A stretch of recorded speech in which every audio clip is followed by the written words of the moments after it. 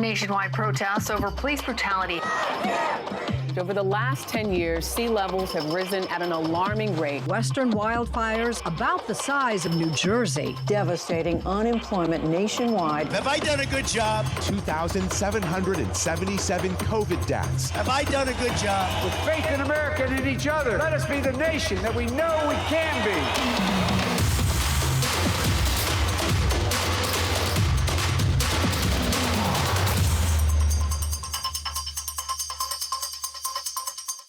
Welcome to Democracy on the Brink. On behalf of our show's team, I'm your host, Santita Jackson, and it's a joy to be with you once again. We now have a new president, our 46th, Joseph Biden, and we have a new vice president, Kamala Harris, a woman, an African-American, and Asian American. Congratulations to them both. Our first guest, David Daley, wrote the book Unrigged: How Americans Are Battling Back to Save Our Democracy. He's going to show us how Democrats win most of the votes, but Republicans get most of the seats. How does that work? And Brand New Congress is going to show you how you can run for office, Congress, with no money at all. But you do need to have a heart to serve. If you have the heart to serve, they'll help you get to Congress. Certainly, they'll help you run. And living room conversations, January 6th showed us this. We need to talk to each other. We need to talk across party and ideological lines. And what better place to do it than in our living rooms? Stay tuned for this episode of Democracy on the Brink.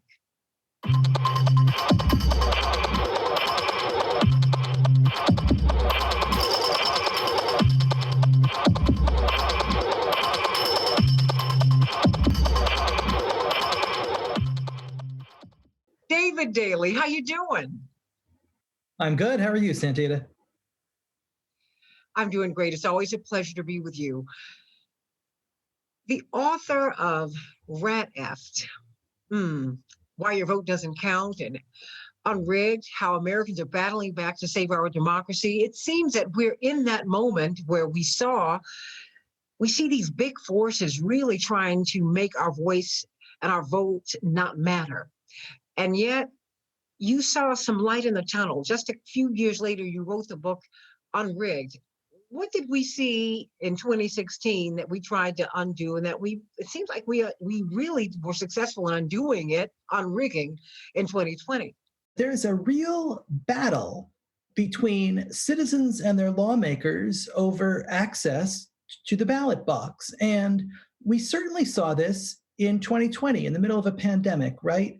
In which there were many states that made it easier for their citizens to get out and cast a ballot. Indeed, we had wild turnout, right? About 175 million people came out to vote in the presidential election this year.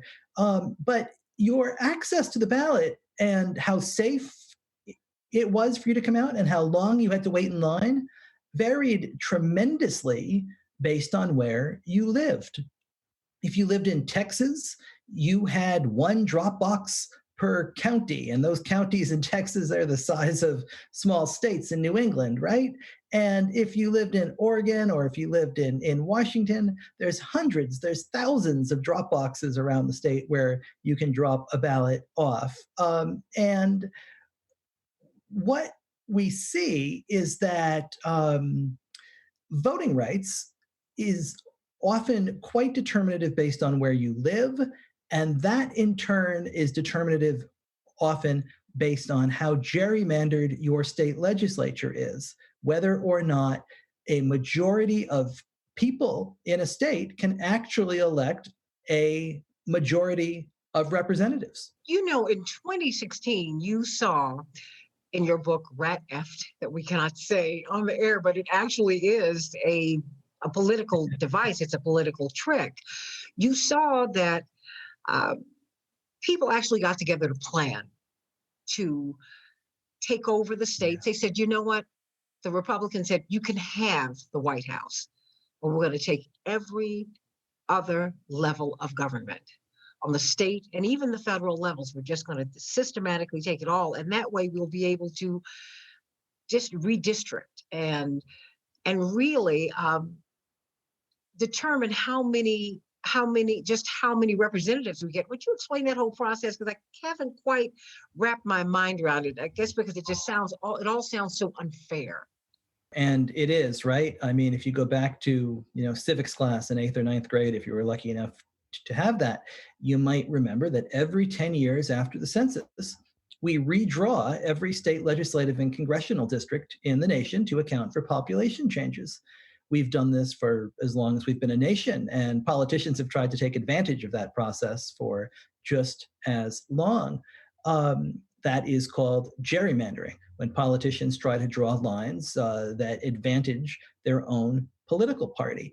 And what happened in this country really is that partisan gerrymandering is worse than it ever has been. It's more extreme and toxic than ever. And that is in many ways due to the last redistricting cycle in 2010.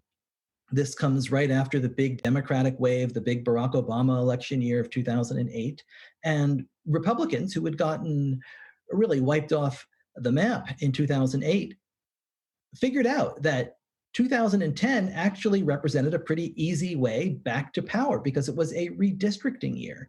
And their path to power was not winning back the White House or winning back the Senate.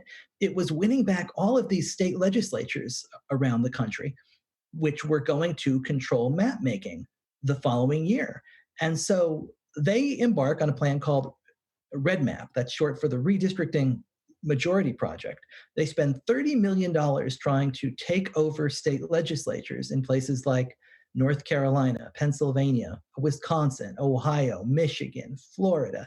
And they, by winning just 107 state legislative races, 107 state legislative races in all of these tiny towns, it won them the ability not only to redraw all of those maps in all of those states, but also the congressional maps.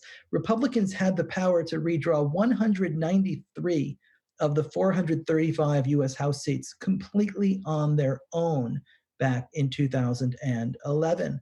And it's given them an enduring advantage at the U.S. House level, and it's given them a huge advantage as well in state legislative races in places like North Carolina, in Michigan and Ohio, Wisconsin. Republicans are able to consistently win big majorities in the legislature, even when Democrats win hundreds of thousands of more votes. That's how powerful these lines can be. But it seems that we saw that in 2020. I mean, if we had to depend upon the popular vote alone, there would be no question about whether Joseph Biden won or not, right? But we have the Electoral College, and instead of winning by a little more than 7 million votes, it's like he won by 60,000 votes. But although the Democrats seized the White House, they lost every place else, just about. Could you explain that? Sure. You're absolutely right. I mean, Joe Biden won the White House by 7 million votes, but he actually won the Electoral College by about 60,000 votes in 3 states, right? In Georgia, Arizona, and Wisconsin. If those narrow victories there were overturned or upended somehow, or if just a few votes go another way, we are looking at a very different outcome and a very different, an anti-democratic, small d, outcome that would have essentially overturned an even larger victory in the popular vote than Hillary Clinton had over Donald Trump back in 2016. And it's why so many of these state legislative rules matter, right? It's why the voter purges in Georgia that have targeted hundreds of thousands of voters there matter, because Georgia was essentially won by 11,000 votes. It's why Florida, which back in 2018 extended voting rights to 1.4 million people there who had a felony conviction in their past and had lost their right to vote forever as a result of that in the state of Florida, they reinstated that. It's this vestige of the Jim Crow South that was still with us up until very recently. And then the state legislature in Florida decides to instead add all of the fines and fees have to be paid before you get a chance to actually vote again. So instead of 1.4 million people being eligible to vote in Florida, there were only about 31,000. Donald Trump wins the state by 340,000. So if those 1.4 million people had been able to vote instead of being stopped by the legislature, you could have very different outcomes in all of these states.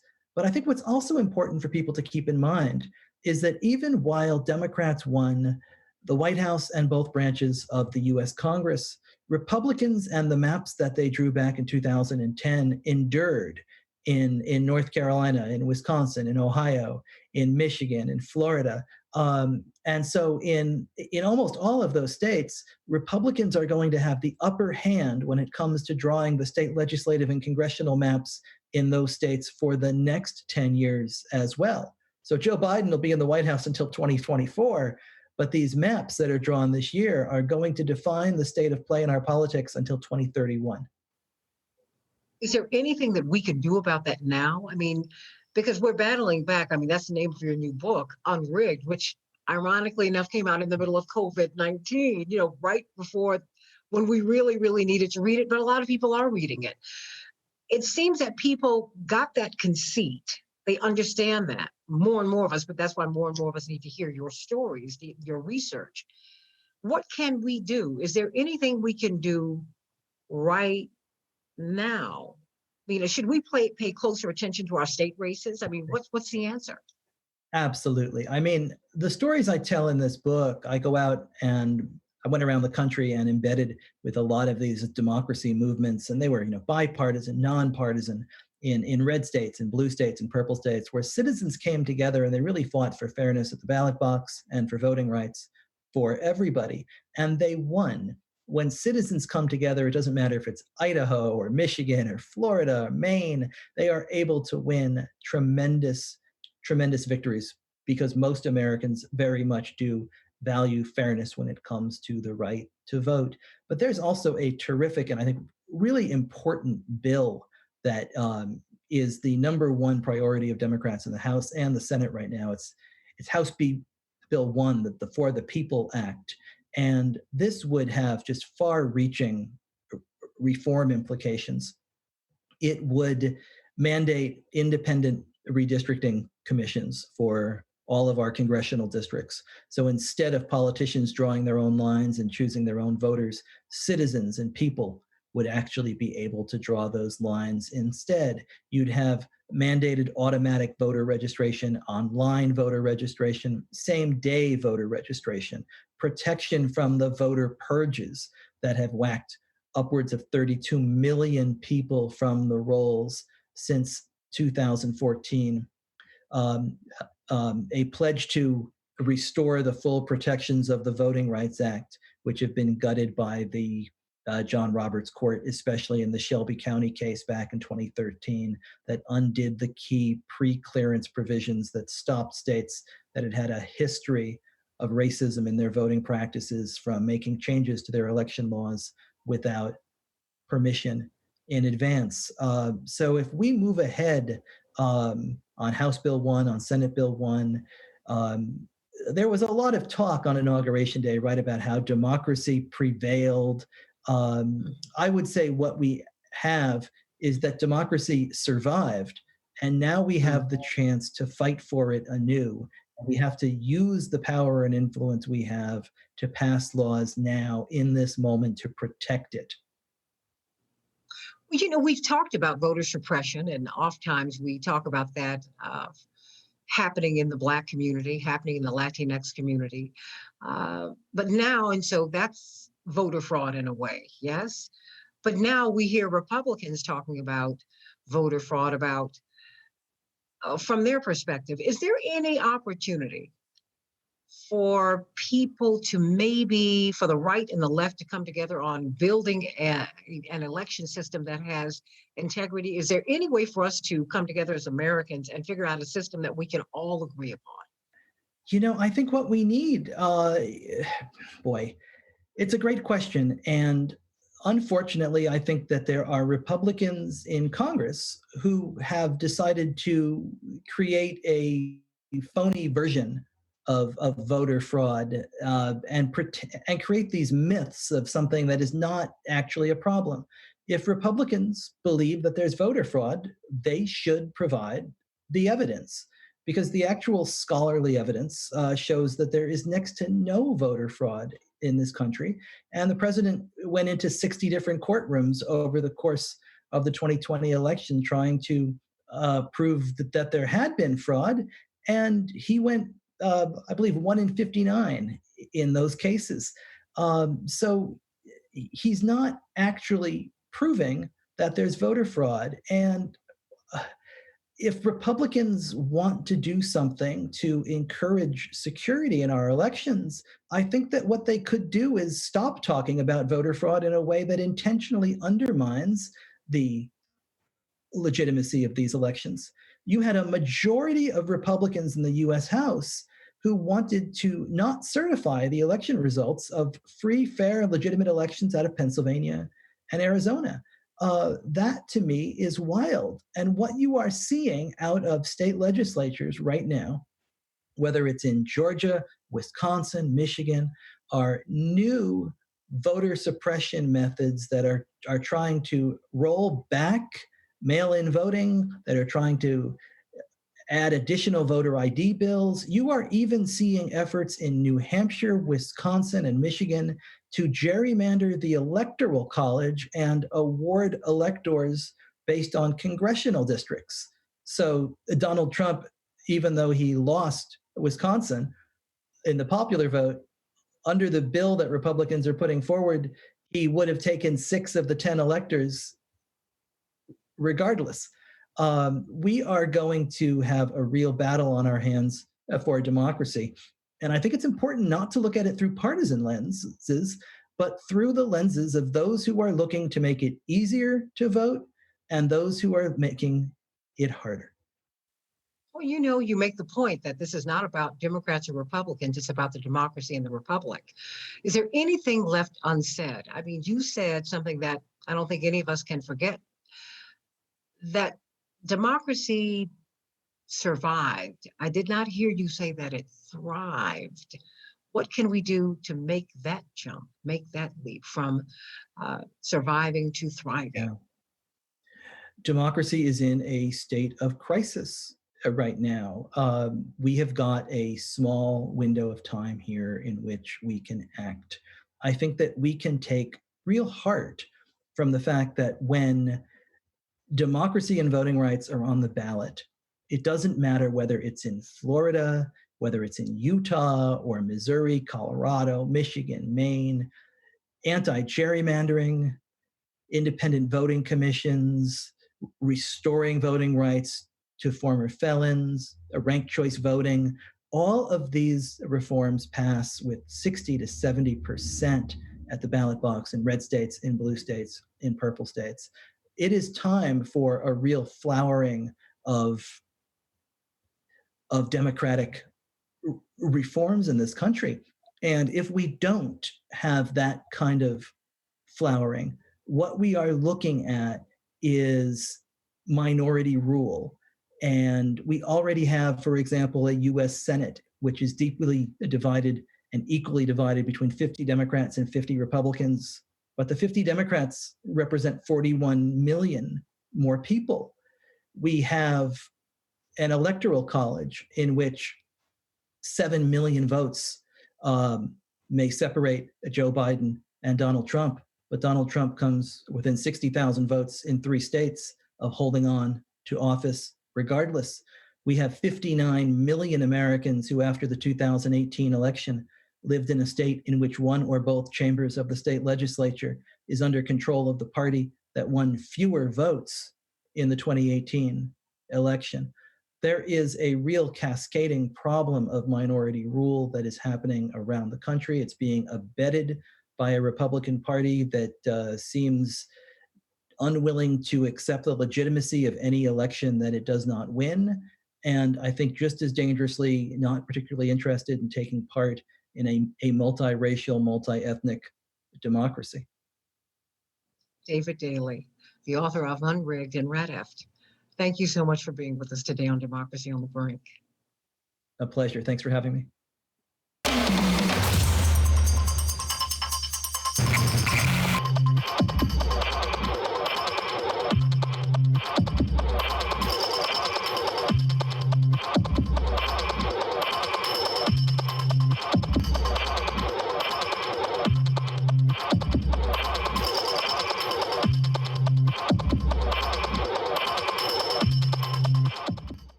This week, we've seen the swearing in of a new president and vice president.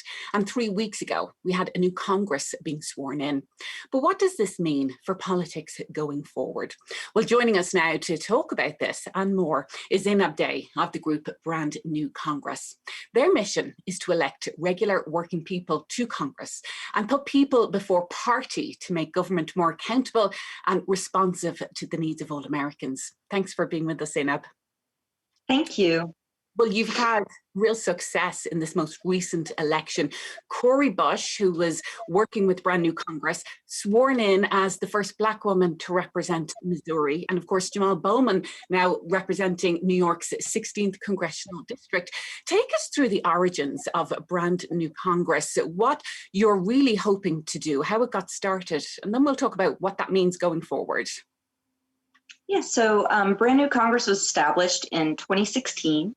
We were actually established and founded by former Bernie Sanders staffers for the Bernie Sanders 2016 presidential campaign. We were founded before the primaries against Hillary and Bernie Sanders. The concept was, at the time, if Bernie Sanders was to get into office, he would need a Congress to back him up on legislation that we were looking to get passed. Our foundations and our benchmark started with the Green New Deal, but issues such as healthcare for all, issues such as immigration reform were also on the top of mind for us as well. If Bernie Sanders wanted to get the agenda, the progressive agenda that was so popular at the time amongst the community and was growing across the country, and then we needed a Congress that reflected that. Also, recognizing that Congress is composed of mostly white, mostly wealthy, and mostly male individuals. Most members of Congress either have a background in law or they have a background in career politics. So what we found is a disconnect between Congress and the people that they serve. Also, with the Citizens United ruling, we've seen campaign finance reform change. We've seen millions and millions of dollars begin to be poured into elections over the last decade and a half. And that's really changed the landscape and dynamic of politics, although we can say Congress has been traditionally composed of people from privilege. So historically, there's always been a disconnect in Congress. And what causes that, and what can we do to fix it? Can people run clean elections, small dollar elections, refuse corporate donations so that they don't have the influence of corporations, so that they don't have the influence of wealthy donors on the decisions that they make when legislation is written? Legislation should never be written by a corporate conglomerate and just passed down to our congressional bodies, whether it be in our state houses or at the federal level. So we initially made a call for regions to select, for districts and states to select people that they believed within their own communities could represent them well in Congress. And when we made that call, we received more than 11,000 nominations. We started filtering through those nominations in 2016. And of course, we met Cori Bush, who was nominated by her community. We met Alexandria Ocasio-Cortez. We actually, our first conversation with Representative Ocasio-Cortez was when she was driving back from protesting at the Dakota Access Pipeline. She had been fighting for voting rights in her district in New York for quite some time. She had established a nonprofit. She was deeply embedded in her community. And she's really a benchmark. Her and Cori both. Cori stood on the front lines of Ferguson. She was fighting for the rights of Black women and Black and brown bodies in her community. She was a pastor. She had deep connections and deep ties, and she was also a nurse. So being a mental health nurse and overseeing several locations, she really had a connection to the people of Missouri's first. And those were the kind of people that we wanted to see in Congress.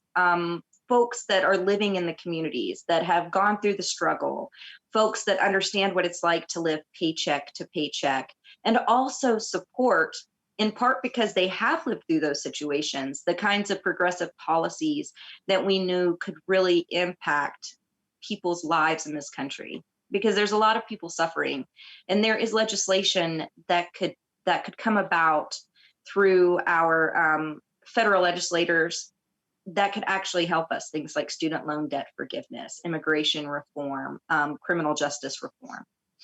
Well, I know you're already looking ahead to the next round of elections, albeit we're just drawing a breath from the most recent elections. But what does it take then to get somebody who is working so closely in their community, an organizer like Cori Bush, to the point where they are now in the halls of Congress? There's a lot of work that goes into that, particularly given, as you've outlined, the status quo and the dominance of corporate money in politics at all levels. That is absolutely a challenge. We believe in the benchmarks of primaries. So we will often primary a sitting incumbent who perhaps has a history of millions of dollars in corporate cash, coffers and coffers of money at their disposal, as well as tools from parties such as the Democratic Party.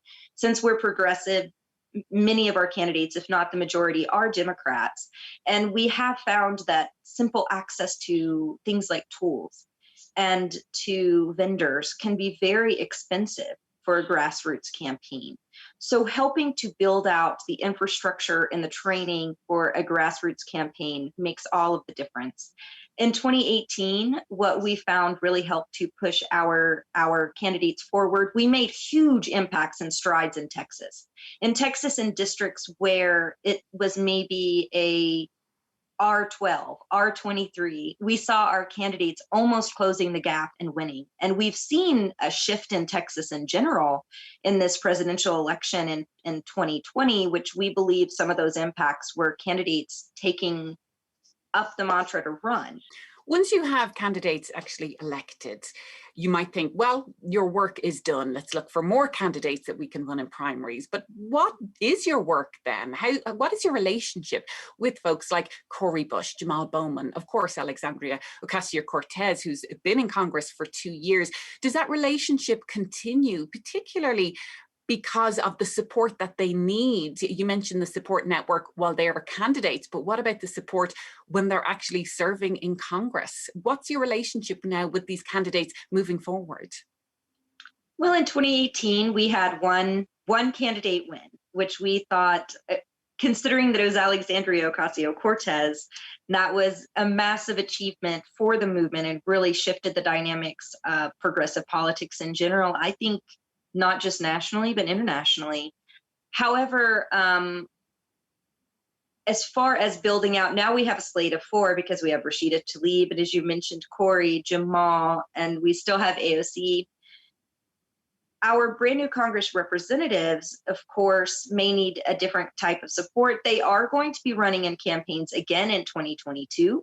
So it will also be looking forward to their next election run and how we can support them, but also how we can support the initiatives that they're bringing forward right now as an organization.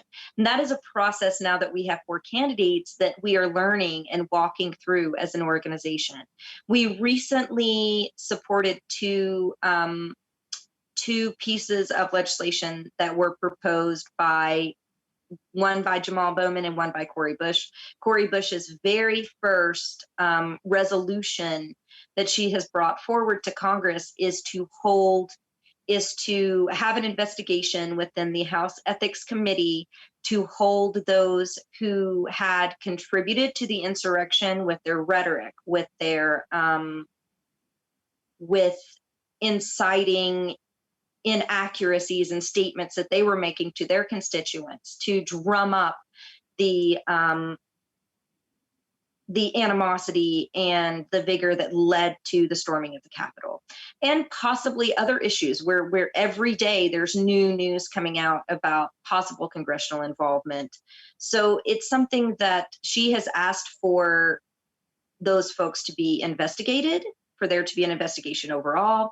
And if we find that there is collaboration, if we find that there was incitement, that those individuals be expelled from Congress. And we are in full support of that. And we have already joined petitions for her. We've already promoted that resolution, as well as the coup act that Jamal Bowman is is looking to pass as well, for investigations to uncover white supremacy within the Capitol Police. And it goes beyond that to also reinstate, although this isn't in the legislation, this is something amongst discussion, is to reinstate laws that actually, not laws, but policies within our judicial branch and our executive branches that did investigate through the FBI, through the CIA, any type of white supremacist activity within our law enforcement and within Customs and Border Patrol, within ICE. That is something that was appended when Donald Trump came into office. Sessions removed those types of oversights. And so we don't know what type of infiltration of white supremacist groups are within law enforcement. We do know factually that this happens, and it is an issue in our country. And it is something that we should take seriously and investigate. And that should include the Capitol Police as well as generally across the board. So we are in support of that resolution as well. So we're just now starting to learn, they've only been 14 days in office, but how we can truly support them on the Hill. And we really want to build those relationships and maintain those relationships with our brand new Congress representatives as well. It does seem that a lot of the work that's being done in this very first week of the Biden administration is undoing some of the damage of the previous administration, signing the US back up to the Paris Climate Accord,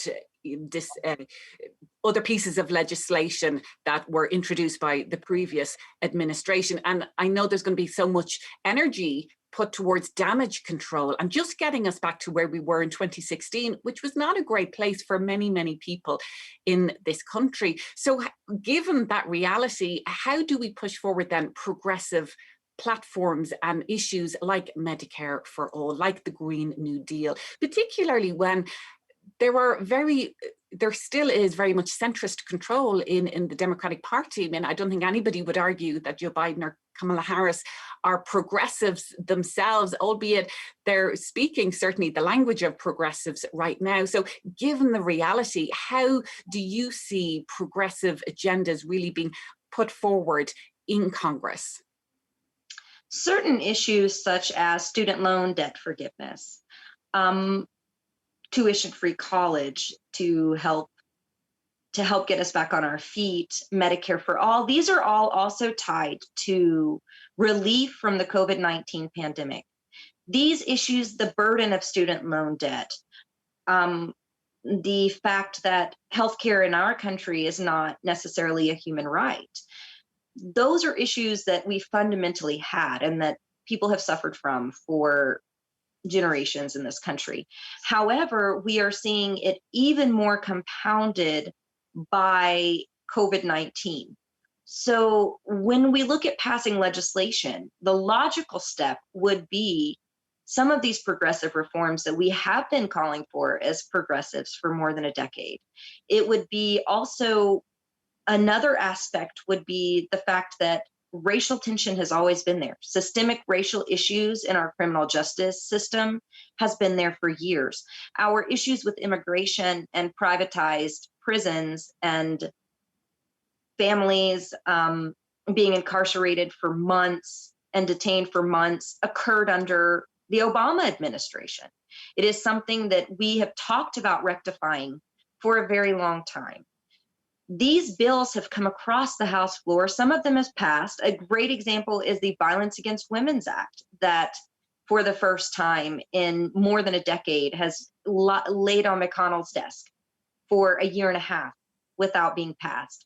Now that we have a Democratic House, a majority in the Senate, or a split Senate, and also the presidency, there's no reason that these promises that have been made can't be passed. And the thing that we've seen, for instance, with Medicare for All, studies have shown that Medicare for All in the long run will actually save us money, could be an economic boon for our country. Tuition-free college could help get us more nurses and doctors and scientists to tackle COVID-19.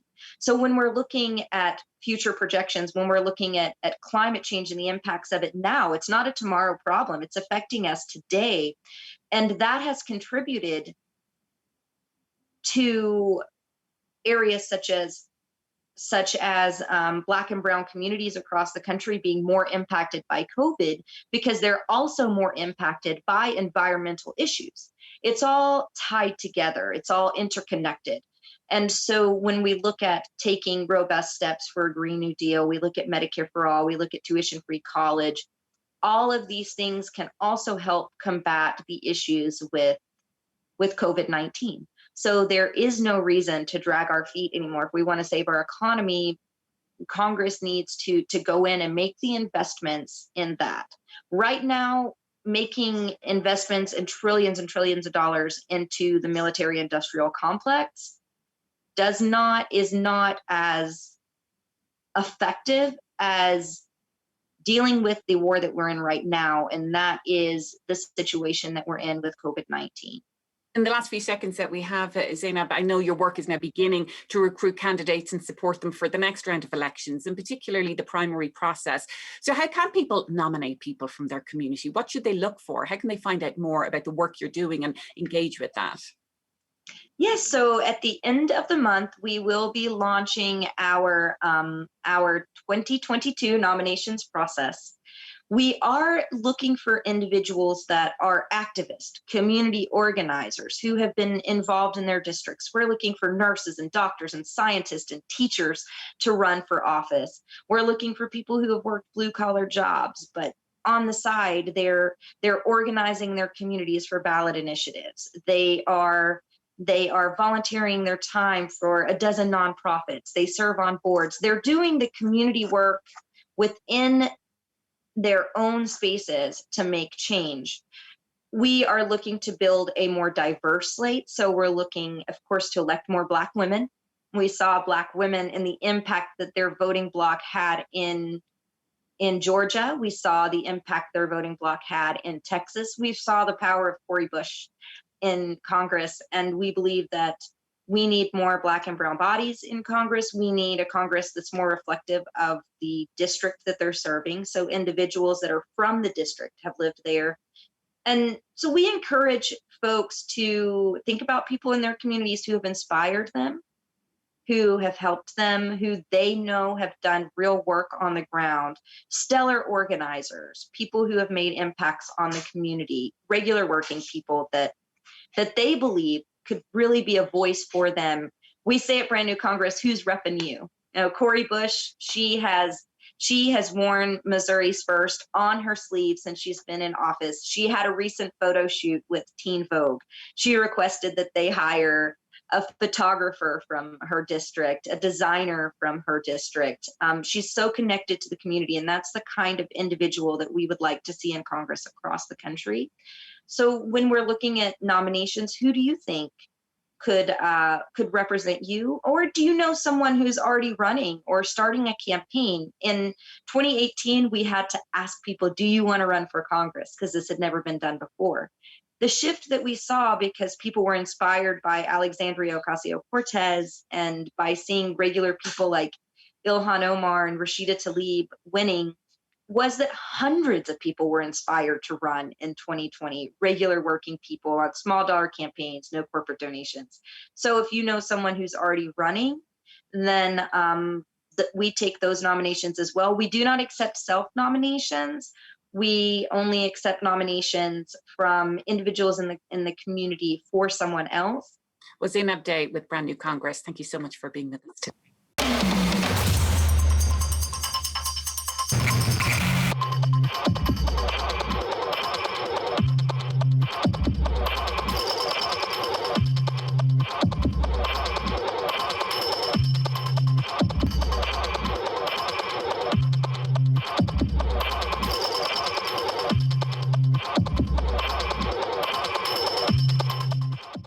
Joe Biden begins his presidency with talks of unity, but also accountability. But what does that look like, particularly when we see the divisions that continue to play out in society, the ones that were on show in the last 2 weeks and indeed over the last 4 years? Well, one of the national organisations that's working to bridge some of these divisions is Living Room Conversations. Joining us now to talk about this is Pedro Silva. Thanks for joining us, Pedro. Tell us a little bit about the group and what the work is that you're doing.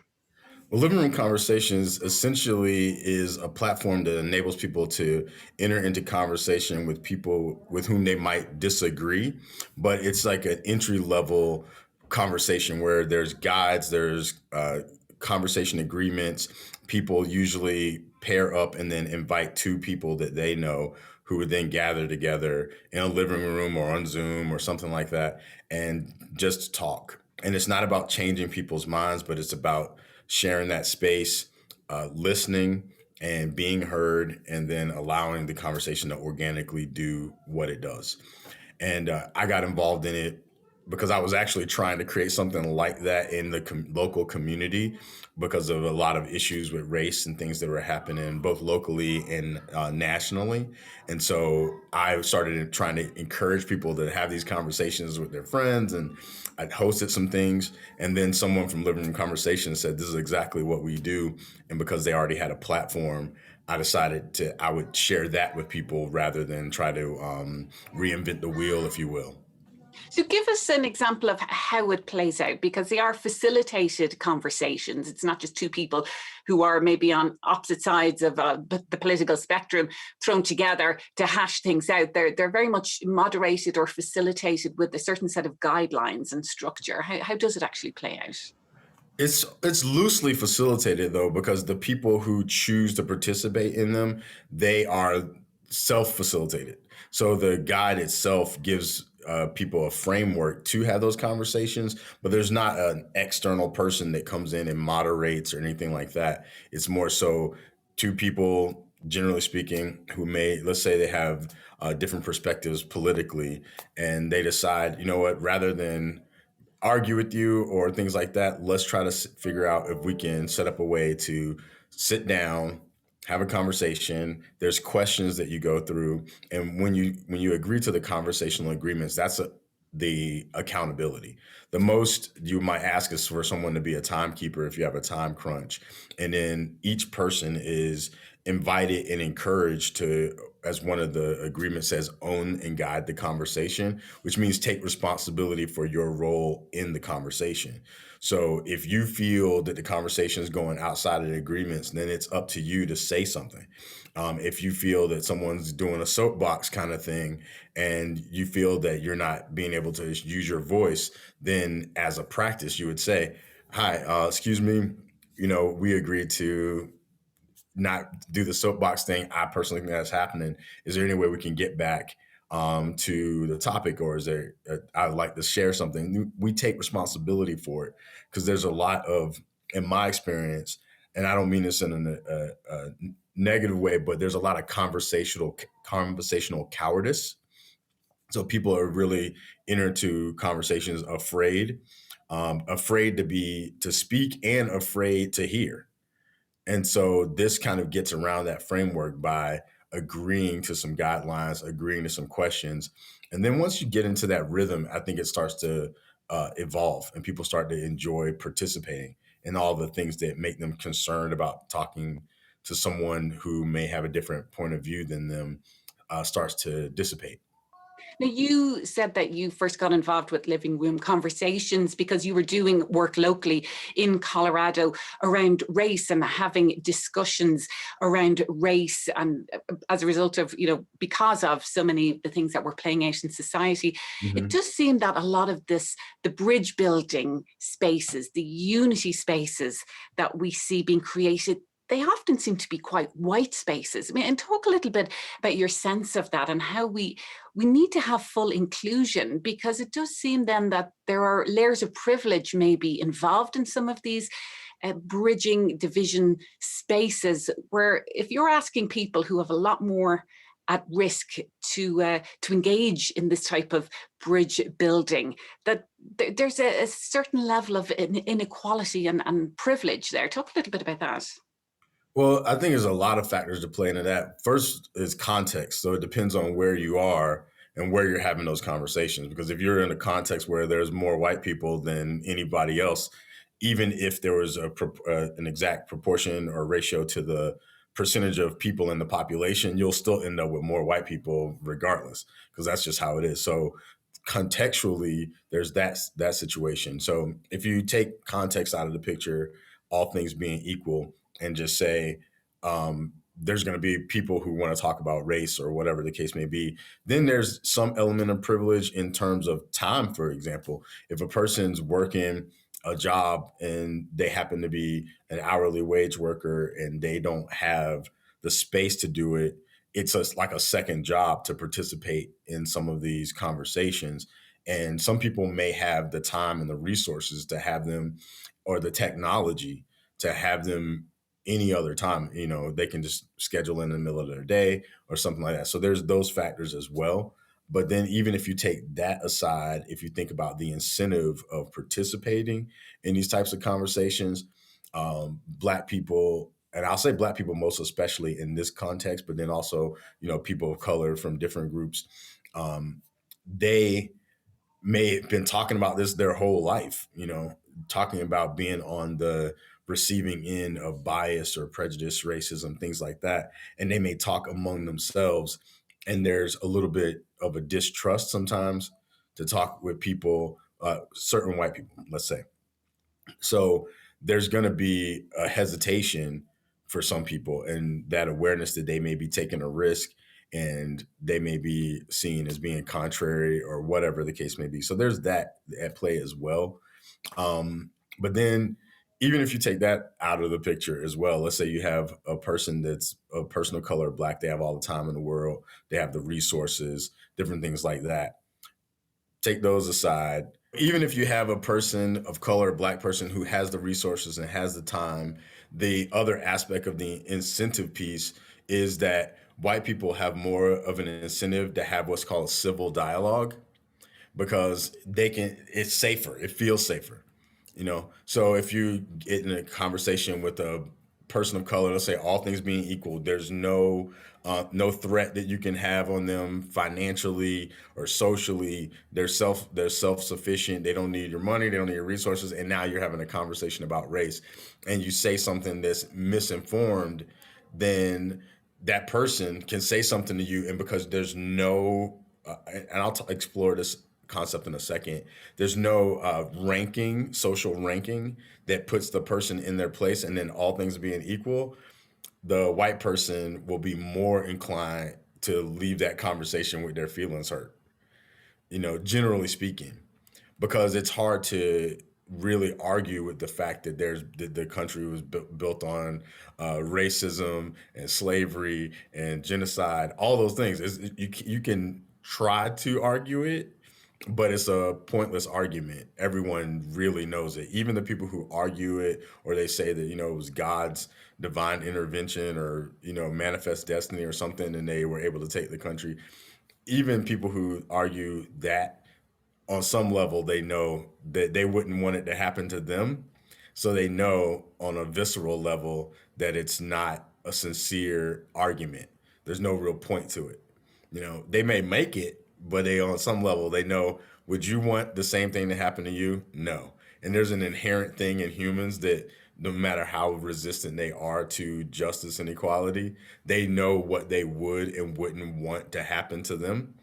So taking that and leveling the playing field, white people have more incentive to have civil discourse and conversations that give them the space to work it out without having to feel the full impact of, if they so happen to say something ignorant, let's say, to a person of color who is resourced, and that person educates them and says, hey, everything you just said was misinformed, ignorant, and slightly racist.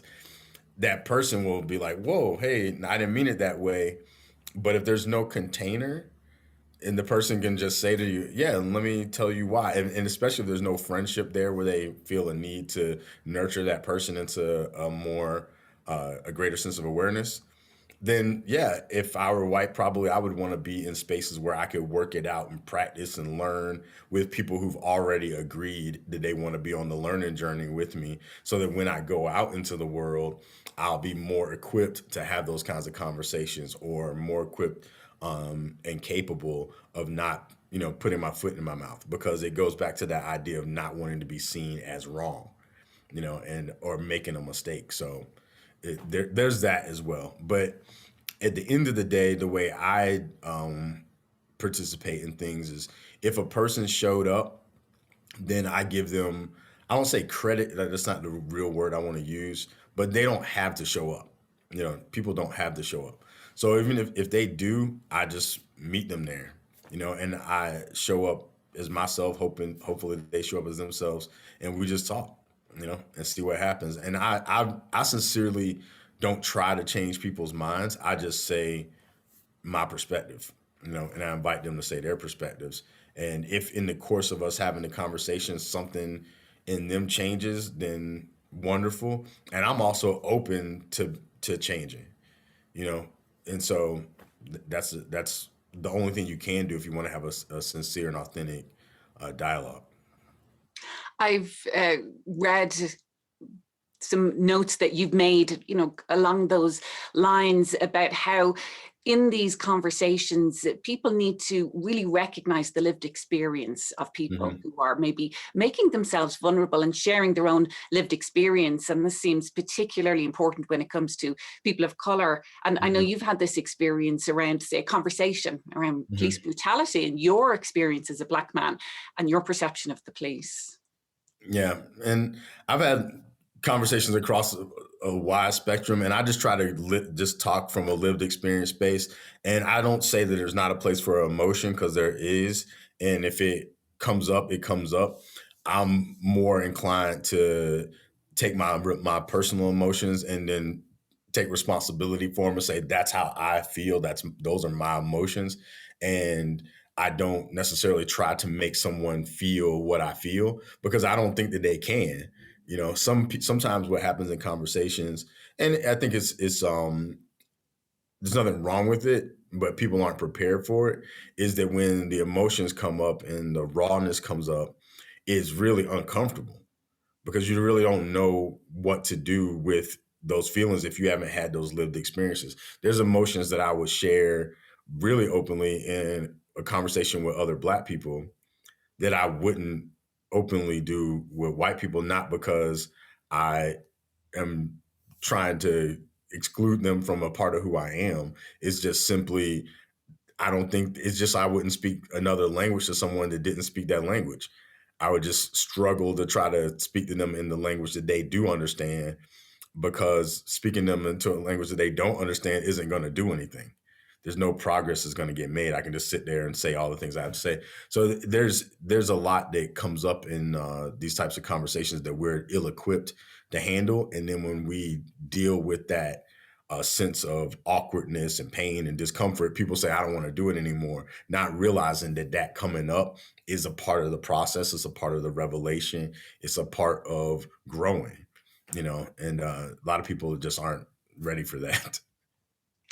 We're in a very different place than we were 4 years ago. And I know living room conversations emerged even prior to the 2016 election. But where do you see it going, and how important, as we wrap up now, how important is it that we have these type of spaces in society and in community to have these conversations? I think it's of vital importance. We just did a sermon for Martin Luther King Sunday, and I was presenting some things, and spontaneously came out of me that the conversations that we refuse to have today will become the arguments of our children and the wars of our grandchildren. And I just can't, I don't know if anybody ever said it before, but it came out of my mouth, and I was like, yeah, I think that's about it. If we can't talk about things that are challenging us and figure out a way to expand ourselves, open ourselves up to difference, then our kids are going to have to deal with it. And if our kids don't do a good job of it, then our grandkids are going to deal with it. And they may deal with it in a way that's a lot more destructive. So to some degree, I think when we are brave enough to have a conversation, we're doing a large part for the world that we might not see in our lifetime, but it'll play itself out in our children and our grandchildren if we learn how to do that. Pedro Silva, thank you so much for being with us today. Thanks for having me.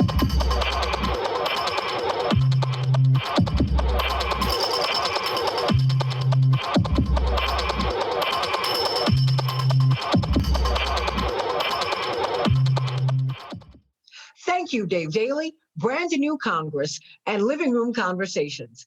Next week will be our last show in this series. You don't want to miss it. Take care.